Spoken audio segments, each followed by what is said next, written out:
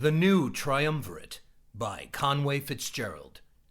Chapter 10. Faye Herslet fluttered her tiny wings as quickly as she could, attempting to catch up to Lassiter and Khajiits before they reached the South Tower. The little Faye was particularly vulnerable to the effects of the Darkstone. She tired as she approached the site and came to rest on a cobblestone street about a quarter mile from the tower. The many humans that now filled the streets did not notice her. Their eyes were all skyward, pointing to the griffin, flying circles around the South Tower. The little Fae had joined the spectators as the griffin flew above her and then descended quickly towards the tower. The griffin was then overcome by the anti-magic shield and transformed back into the gnome wizard Khajiits. His descent was limp and unconscious. Such a fall would surely be fatal. Faye Herslet raced below him and then encouraged the bushes beside her to grow rapidly towards the sky. They formed a green, tiered wet slide, which caught the gnome as he fell and allowed him to descend safely into the slimy water that had pooled within its massive roots. Khajiits was awakened, crashing into the cold, dank water. The drenched gnome then looked to Faye Herslet with his usual resting face of mild disappointment. That is when the crowd of human onlookers took notice of this most supernatural event. Before she could ask him if he was all right, the little gnome took flight again, fleeing back towards the boy's law office. Faye Herslet looked up to the South Tower and saw Lassiter falling from the sky. She used all of her great strength to reach the area just below where the Archmage descended. There were several groups of human warriors at the gatehouse nearby, cursing and shoving at each other viciously. Once again, Faye Herslet's rapidly beating heart was able to coax the flora to grow a net of vines to catch the falling gray wizard from certain death. Lassiter's spectacular fall attracted the attention of the human fighters nearby. They were all silenced by this sudden, unexpected magical event. Lassiter then did as Khajiits had, and flew away quickly without another word. Faye Herslet signed to Lassiter, but he was gone before even looking back in her direction. The little Faye was now nearly exhausted. She attempted to fly away, but fell heavily to the ground again. Her tiny wings could carry her no longer. "Oh, I'm so tired. I can't fly," she signed to no one. Faye Herslet was a powerful communicator, yet was always inaudible, and therefore unable to cry for help. That is when Kalthul spotted her struggling on the ground beneath him. Kalthul was a young human conjurer, a minion of the Darkstone. He had grown quickly into a powerful sorcerer, yet he was only an acolyte to what lay beneath the castle floor. Faye Herslet was overcome with dizziness by the presence of so much Darkstone embedded deeply within the ground beneath her. It was here, where she now lay, that was the impact point of the starfall. Her little wings flapped laboriously, but to no effect. Faye Herslet breathed heavily as her eyes fought to remain open. Well, what do we have here? Asked Kalthul, bending down to pick up the crippled Fae. He was adorned with a large dark stone amulet about his neck, so Faye Herslet became completely limp in his grasp as he raised her closer to his face. What are you? The dark sorcerer asked. Micro-miniahaboros, he answered to himself in a near whisper, inspecting the Fae more closely, using the language of his dark scientific method. Kalthul then created a small orb of force with a small, thinly grated aperture. He wove it around the Fae to preserve her. She was a strange and completely unexpected specimen, a remarkable discovery. The dark conjurer then placed the magic carafe that held Faye Herslet's captured body into his large black cloak. Kalthul then slinked away quietly from the rowdy crowd as it approached. Of course, all of that was unknown to me at the time. I was busy observing the comical battle between the two competing counterforces of Voss, the law and the governor. Mist was intent on making them one and the same.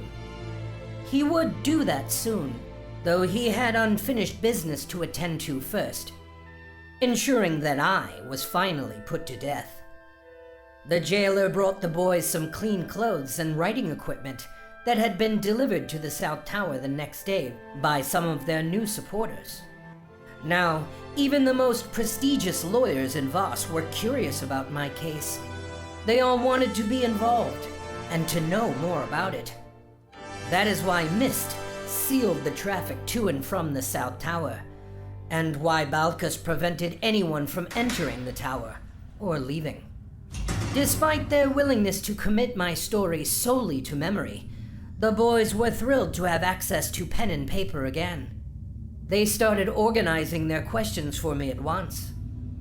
Before I could explain how and why I sought and then found the new Triumvirate, I had to get them up to speed with what occurred prior to my long mission around the entirety of the known world. I reminded them of how I tricked the first Mist into freeing Ushven and the others, which is likely why his descendants, these last 2 generations of the Mist reign, had it in for me with such bloodthirst. After resharing the story of how I had transformed Keely Breen into the likeness of Dan to accomplish this mission, the next question was obvious.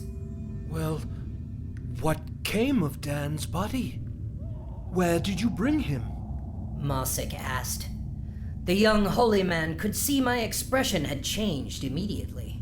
I mean, you intended to return his body to Voss, but then you didn't. Did you bury him somewhere? I was silent, for that was a question many would like answered, friends and enemies alike. That's something that will have to remain unsaid today, I'm afraid, I answered solemnly. They both nodded and pressed me about it no further. I also told them of Macy, the one who called herself Tulma Breen, granddaughter to Keely. She was how I first encountered the Darkstone, and how I learned it was deposited beneath Voss among the impact of the Starfall. Thanks to her, I learned a new cult had formed in Voss around its presence. Sloane planted Macy to travel within my rumored places of venture, hoping she might cross paths with some vestige of me. I'm not sure yet how she knows so much Breen family history, but I'm fairly certain she was the one who delivered the map you two were given to find me, I told them. Miss Aermine, we didn't know. We were asked by our abbot to go and see the governor's minister. He told us where to go, and it was he that gave us the map. Sherman insisted. I know, I assured them both. Truly, I think I wanted to be found. I was tired of hiding. Mosik and Sherman looked to each other. This is not over. This is not how your story ends, Mosik said emphatically. I smiled back at the faith that remained within him. I wasn't so sure. Miss Aermine, it is imperative, given the case against you, that of introducing foreign agents as the new Triumvirate here in Voss. We need to know how and why you collected the people you did. Why did you lead those people here? Sherman inquired. I didn't lead anyone anywhere, I protested. I just did what Fergus asked me to do. I delivered the notes he gave me. That's it, I asserted. The boys looked confused. Remember? I told you that after naming the new Triumvirate in Voss, the Great Seer gave me 3 small envelopes with the 3 names scrawled upon them. He handed them to me while we boarded that small boat in Ibak. That was the craft we sailed and later flew upon to reach the jagged cliffs. It was there Fergus asked me to deliver those messages to the three he had named as the new Triumvirate. At the last meeting of the old order, I protested and insisted that he deliver the notes himself, I said, quite despondent. Before the boys could ask, I answered the next question. Fergus knew. He knew that he and his white flame followers were destined to perish there at the jagged cliffs, to fulfill the shared vision, the one Dan described to me. He knew he would be slain at Zaitafetin, but that I would survive and return here to Voss. That is why he tasked me with delivering those 3 notes. That is why they called me the last thread. But it took 40 years for the new Triumvirate to be found? Marsic asked impatiently. I offered him a stern look in response, pausing his demand for a simple answer. Well, remember, when they were named, Dylan Spire, the one who would later be called the Ear of the Gods, had yet to be born. Fergus wasn't known as the Great Seer for nothing. So what did you do during all that time? Await news of their coming? Sherman looked to make an easy connection. Oh, no. Quite a bit happened in those 40 years, I said, glancing down at the many dark stone ornaments woven into my wrist bindings. They burned at my skin slowly, while snuffing out any future hope my spirit might attempt to muster. 141 years ago. Keely screamed aloud as I dragged her through the last dimension portal. She was so upset that when she finally found her feet, she drew her sword at me in anger. Why did you do that? How could you force me to leave without my husband? She yelled, as the other remnants of the old order looked upon us with confusion. You heard him. He told you himself. Darman has a mission in Voss that he needs to finish. He wouldn't stay if it wasn't very important. It was he that begged you to leave, I insisted. You know that's not true. She stopped and looked directly into my eyes with sadness as she spoke. The tip of her heavy sword fell to the ground, and then she cried. I don't know that, I said, though I suspected the worst. Keely, we've escaped. We did it. Put down your sword, I pleaded. What's this all about, Tia? Demanded Ushvin. He and his entourage were eager to begin redetermining their own fate. Ranger business, I tried to assure him. Than's rangers are still at work up here. Aren't they, Keely? I asked her forcefully. She then resheathed her sword. Yes, she said, clearing the tears from her eyes with a leather-clenched fist. we are. Ushvin conferred with Therdrick and Spaleo, his own trusted foe triumvirate. After assessing their position and the freedom of movement I had now afforded them, their decision was quick and unanimous. Tia, we must head east.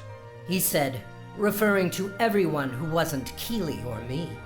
I must find my old master, Ramthar of Promethea. Said Ushvin forcefully.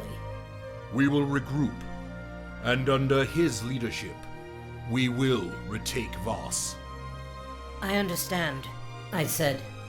Please let him know. I am an ally. Tell him that the last thread still lives. They had not seen the shared vision, so I don't think they understood what I meant, though they were all very grateful to me for their freedom. They did not wait long to make their departure. I was certain Ramthar would understand my words, if they ever found him. 11 years later, 130 years ago. The happiest 7 years of my life were those I shared with Dan Tenuvial underneath the city of Bishopsgate. He came to me as a boy, lost and scared. I took him into my guild. I protected him, and he grew into the man that would later destroy Quell Tabor and the giants at Zai-Tefetan. So I did have some experience with teaching children the dangers of the world and how to defend themselves against it, just as Theb-Karo had taught me. James and Magda were born of Keely Breen in the Eir'dett forest. With the help of Faye Herslet and her ability to mask their human infant cries within the dangerous woods, they all survived. When Keely was barely recovering from the birth of her twins, she was quick to speak of venturing back to Voss to retrieve Darman from Mist's vile clutches. Has there been any word from Voss? What has Darman learned? She asked me. That Mist cannot be trusted, I answered solemnly. Then you've spoken. You've seen him? Does he know about the birth of the twins yet? She perked up with a smile of anticipation. She attempted to get out of her bed. I insisted she remain. One of the infants began to cry as she moved. Keely, I thought twice of how to answer, or whether to answer her question at all. The pause was obvious. Tia, what happened? She asked. Darman's loyalties were questioned by Mist. Keely's eyes filled with tears as I finished the sentence. Mist accused him of espionage, of aiding us in our escape. Then we must help him, at once, she insisted. Now both twins were crying aloud. Keely, Darman was executed the very day we left Voss. I learned of this, but kept it from you, for the children's sake. I'm sorry. Keely's face turned from stunned shock to intense anger. She rose from her bed. Then Mist will die by my hand. You head into Voss now, and you will join Darman in death. Ushvin has not returned. I have heard nothing from the east. We do not have an army. I do not need one, Keely said, with steely eyes wrapped in sorrowful tears. You're not an assassin, Keely, I said from experience. The cries rose to a crescendo. They need you, I said, pointing to the children. This is not the time or place for a battle with Mist. But the new Triumvirate is coming. It was promised by the great seer. Please, Keely, do it for them. It is what Darman gave his life for. I motioned again to the crying twin infants. It was only after I promised her that I would never leave her children's side that Keely finally agreed to let her vengeance go and focus on raising her twin babies. They took on the surname Breen because it was a known ranger name. Darman had died very young, without the renown he deserved. As they grew up, the children asked me regularly about their father, to fill in the blanks left by their mother's non-answers. I never shared any negative opinions of Darman, only that he was brave, that he was with us at the jagged cliffs, and that he loved their mother very much. The four of us then enjoyed a quiet existence together in that remote area of the forest. It wasn't far from where I would later make my home. That was what I look back on fondly as the beautiful time. It was a short time of peace and happiness, in stark contrast to the decades of trials and sorrow that would soon follow. I felt such a fondness and completion being with them. It was a true reckoning of my own humanity, helping Keely parent and teach her children, who came to know me as their Aunt Tia. In addition to being skilled woodsmen and archers far ahead of their time, they also learned much of the nature of the Whispering Wood and how to speak in the language of the Wood Elves. Though it was also during that time the road to Hara was finally completed, which angered the Druids and their ilk greatly. Keely and I did aid the Wood Elves in their struggle, as best we could, and worked to protect the many secret and sacred places of the Eir'dett from any deeper human intervention. I implored Nuna to pursue nonviolence with humanity. That strategy seemed to work. That peace seemed to prevail for a time. Though I remember the day it all ended quite vividly. I was in the woods, testing the children on their hiding skills. Magda had done a fine job, covering herself in the vines and tree moss. But I could see her small left foot sticking out near the bottom of the shrubs. "There, I've got you," I said, reaching down to grab her foot playfully. James then leapt from a branch high above, making like he was an eagle swooping down on a hapless fish in water. Aha! I've got you! He yelled in response to me. I then turned and held him with magic. "Not so fast," I said with a smile. I then released him safely on the ground. You did not ensure your surprise. Never commit to attack until you are certain. His mother scolded him. I did not want to contradict her teaching, but the young ranger had definitely surprised me. Had he come at me blade first, it might have ended differently. Well, that's not fair. Aunt Tia uses magic, and she has an elf's quickness, the young Breen protested. Magda then came closer to me with a smile, wiping the moss and vines away from her face. "Did you like my hiding place?" she asked innocently. "It took me almost an hour to prepare." I smiled at her and then embraced her. I spoke to her softly. "You almost had me, little one. It was your left foot that gave you away." I then turned my head as I felt the presence of another known visitor. It was Faye Hazlet. "Well, hello there, little Faye. What news from our friends down south?" I asked her happily. Faye Hazlet fluttered before me in a strangely motionless way. She wasn't signing at all. She wasn't joyful. Though that green pixie never spoke a word, she was incapable of being silent. Within moments, I fully understood what Faye Hazlet was dreading to tell me. Tel Suma had fallen. The Drow had returned. There was no warning. I learned of it this morning. I flew here to find you as fast as I could. She signed desperately. I started breathing heavily as my heart raced. There had never been a time, in my very long life, that the house of my father no longer existed.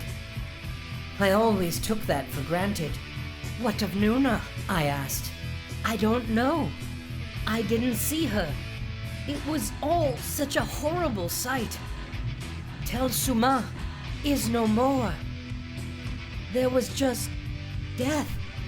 What's going on, Tia? asked Keely. What does she mean there was just death? Where? I gave Magda a gentle shove in the direction of her mother. "I need to go now," I said. We must come with you, insisted Keely. You can't fight any battles alone, Tia. We have trained together. Let me get my gear. She started back towards the wooden tree huts we all shared. "No, Keely. You must stay here with the children. Please. Where I am going, humans are not allowed to visit, at penalty of death," I said emphatically. "Well, there's no one really left alive there to complain about it now," signed Faye Hazlet. attempting to provide me with some logical reassurance. "That is not helping, Faye," I admonished her. The Fae is right. You need us. We will come with you. Keely insisted. "No! The children would be put in unnecessary danger. You don't understand, Keely. This is far too big, far too dangerous, even for you." Keely took exception to my words. In these last 10 years, she had grown into a powerful ranger and had achieved a remarkable list of accomplishments in her less than 30 years of life. You promised me you would never leave us, she said emphatically. "This is different." I tried to sway her, but she was determined. No, we are coming with you. Use your magic, sorcerer, she demanded. Faye Hazlitt started signing at me again, so I cut her off. "Go fetch Lassiter, and any others he can spare," I commanded the little green Fae. "Tell him I will meet him there, at Tel Suma. Tell him to come there at once." I barked at her desperately. If Tel Suma had been overrun by the Dowiki, I was likely heading into my own certain death. I had no idea of the evil I might encounter there. After seeing that I would no longer join her gaze, Faye Hazlitt finally obliged me and flew away to the south as ordered. Keely then approached with her 2 young children following closely behind. Her determined look, the one I had taught her to use to portray Dan, was emblazoned upon her face. She would not be told no. "Fine," I said dismissively. I then incanted a polymorph magic upon the 3 of them. I transformed Keely into a fat and fluffy domestic cat, and her 2 children into a pair of matching kittens. While we lay together in Voss, during our very limited time, Dan and I stayed up late and drank together. He shared as many insights and stories as he could with me. I couldn't help but ask of his experiences with the Drow, for I knew so little about them. Dan remembered describing alley cats within a story he was telling Kaylee. She told him how most Drow elves were highly allergic to cat fur, but they respected the species because they preyed on the vermin that would feed on their underworld fungal crops. That's why I chose cats. If we were captured, I would certainly be sold into slavery, down beneath the Underdark. But maybe the Breens would simply be shooed away. Once she had realized what I had done, Keely hissed at me.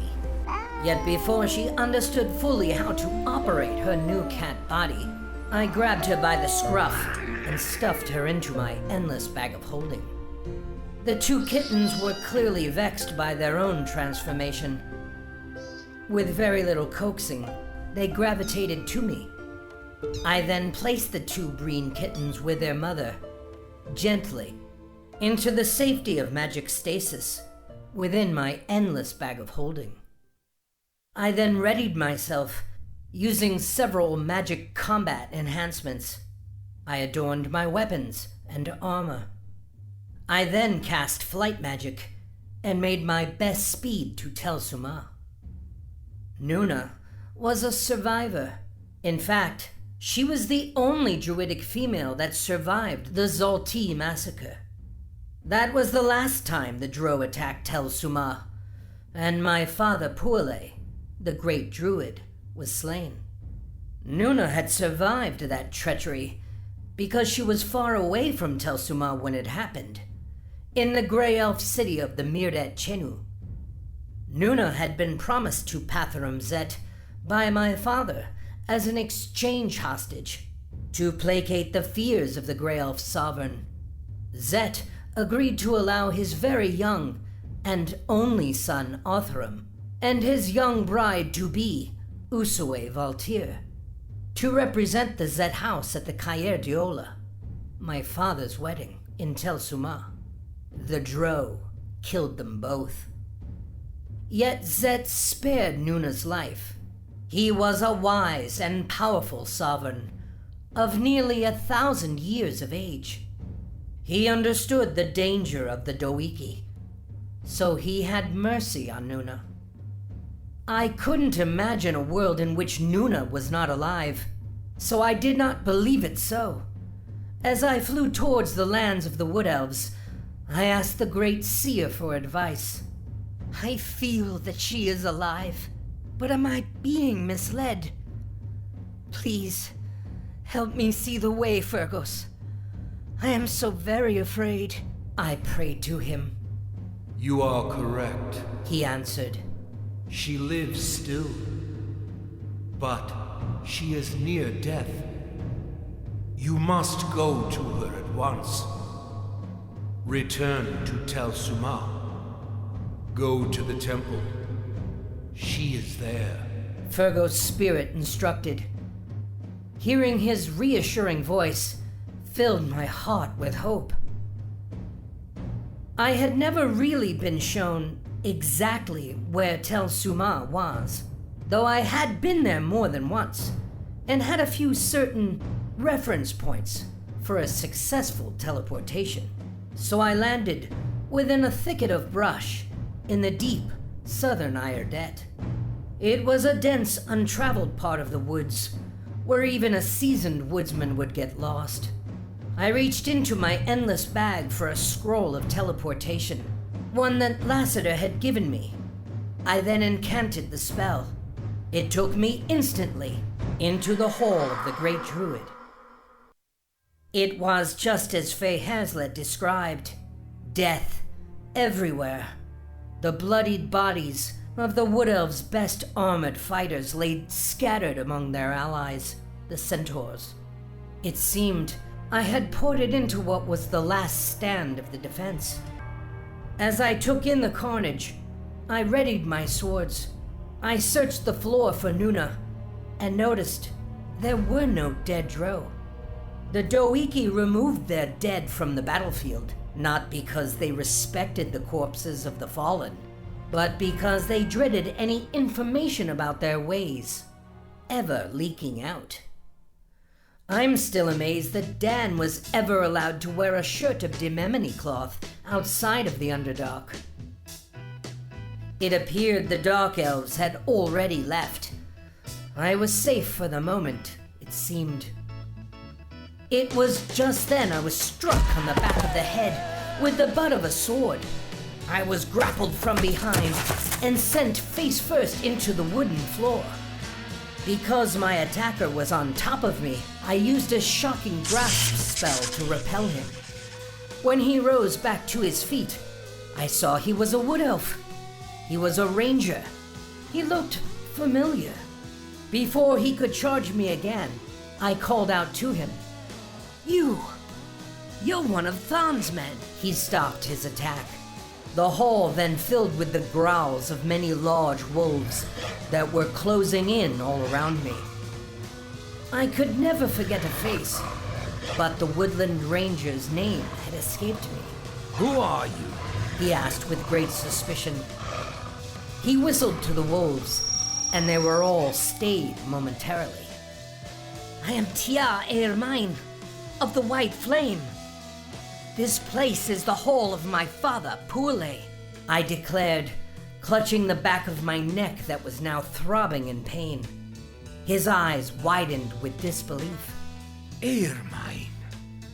By the ancients, I'm so sorry. He was aghast for having nearly cracked my skull. Yes, I am Brunarian. I too, like you, am of the Eir'dett. I was under Thorn's training before he was cut down. He looked at the carnage around us and felt further shame. I did not know. There was no time to react. I understand. I just learned of it myself, I assured him. Where is Nuna? I don't know. I haven't seen her. Only a few survivors have been seen above the grounds. It was an attack. by the dark elves of the Doiki? I nodded that I was aware. Take me to the temple. Where is it? I asked. You don't know? He asked, quite surprised. Just then, 2 sparrows flew into the shattered hall. This way, they chirped at me. Then they flew towards the rear of the great wooded hall. They will lead us, I told him. The 2 sparrows flew through a series of narrow passageways that led to the temple of the 9th circle. It was the most revered and hallowed place in all of Tel Suma, and among Druid kind all over the known world. I followed the birds as quickly as I could, with Brunerian following closely behind me. When I reached the passage to the temple, the way was covered by a wall of thornbrush and thickets. I could see a blood trail on the wooden floor beneath us, leading into the wood-covered passage. The 2 sparrows perched themselves on the vine barrier, chirping at me to open the portal. Where to now? Brunerian asked. We need to get through there. But I am not a druid, I confessed. Neither am I. He shrugged his shoulders at me. I approached the thorn-filled gate and looked up to one of the sparrows perched on the vine. How do I pass? I asked the chirping sparrow. If you are worthy of entry, you must ask, the sparrow chirped back. I remembered the quaint simplicity of the ancient ways of the elves. The answer then seemed obvious. I am Aermine, of the Ostrom. I am a friend, I said, in the ancient dialect of my father. The branches then parted, and the way forward was shown to me. I passed through the moving branches, and Brunerian followed after. She's here someplace. We must find her. Quickly, I told him.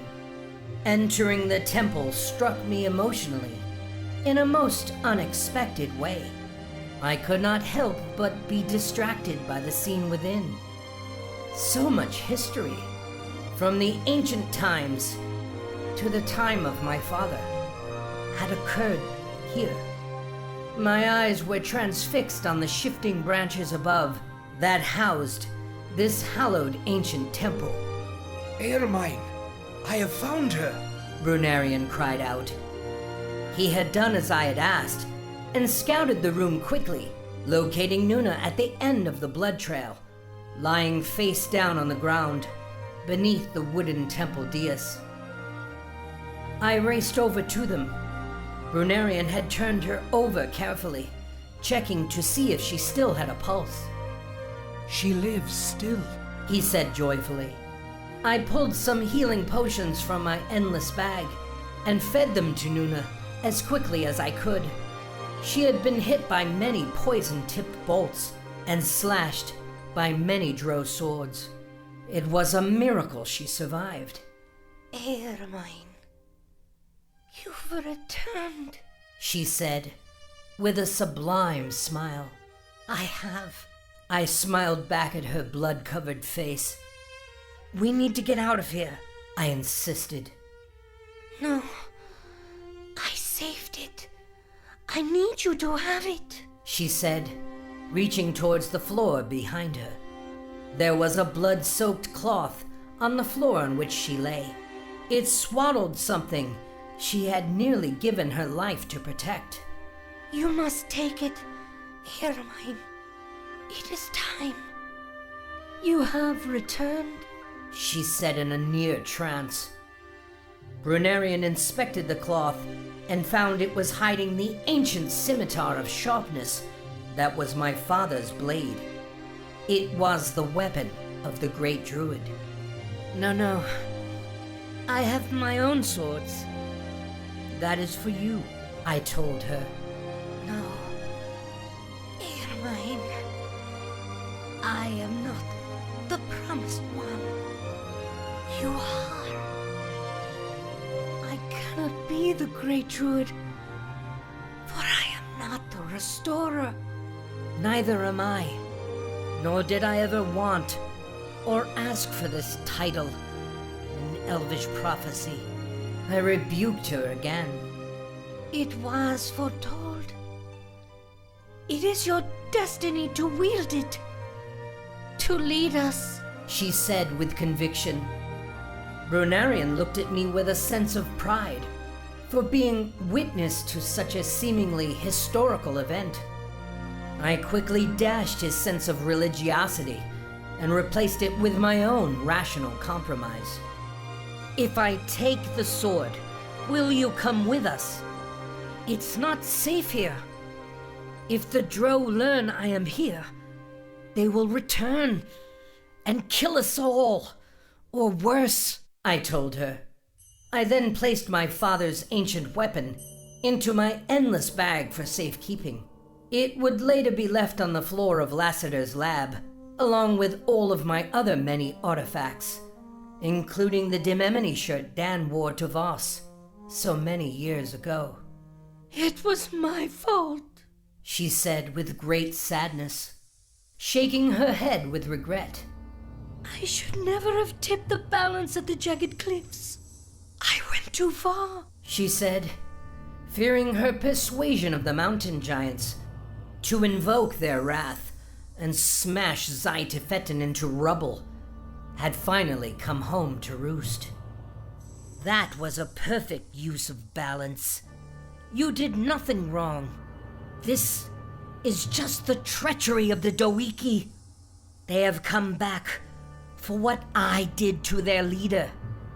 And now, we need to go. Aermine, A familiar voice called out to me. Lassiter, I am here, I called back. Lassiter is here? Asked Nuna with a subtle smile. Yes, we're going to get out of here, I assured her. Nuna looked up to the Grey Archmage. She then knew exactly where it was we must go. Lassiter. She got his attention as he approached us. Zet. He will protect us, won't he? She asked him wistfully. Zet, you want to return to the Eir'dett? He will protect us. The Doiki have now mapped Tel Suma. We have nowhere left to hide. Nowhere else to run. Nuna's wisdom was solid. Lassiter had no qualms of bringing Nuna back to the Eir'dett. Nuna resided within the original City of Elves for a large portion of her adult life. She knew Zet well, but I had been warned by Thebkaru never to go there. Despite it being the city of his birth, he did not wish to speak of the place, and never did explain why. It's dicey to place Aermine in the custody of the Sovereign. There is no telling how he might react to her presence, or what he might do when learning who she is, Lassiter warned. Well, let's just get out of here first, I suggested. Let's regroup, gather some allies, and think this through, all right? I asked them all rationally. He will have us. We would be wrong not to alert the Eir'dett at once of this invasion. He will help us. Let us go to him. Take me to Zet, Nuna pleaded. We did not refuse her.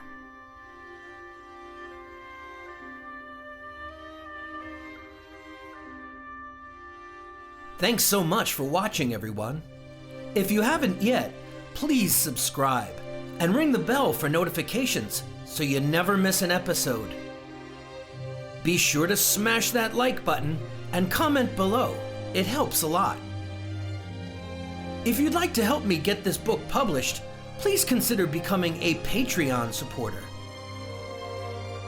And as always, be sure to share this story with all of your friends on your favorite social media.